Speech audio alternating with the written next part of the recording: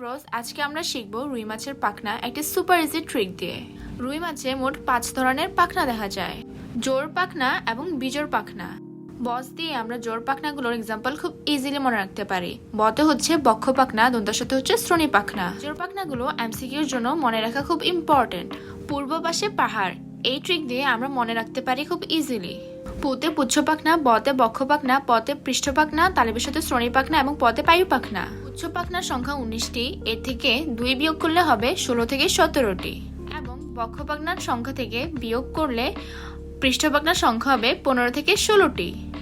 এর চেয়ে কম শ্রোণী পাখনার সংখ্যা হবে 9টি। আর সবচেয়ে কম হচ্ছে পায়ু পাখনা, পায়ু পাখনার সংখ্যা হচ্ছে 60টি।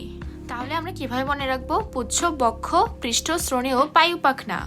পুচ্ছ পাখনা সবচেয়ে বেশি, 19টি। এর থেকে 2 বিয়োগ করলে হবে 16 থেকে 17টি। এর থেকে 2 বিয়োগ করলে হবে 15 থেকে 16টি। আর এর চেয়েও কম শ্রোণী পাখনার সংখ্যা হবে 9টি। সবচেয়ে কম হচ্ছে পায়ু পাখনা, যার সংখ্যা হচ্ছে 60টি। তো ব্রোস, আজকের ট্রিকটা এখানেই শেষ।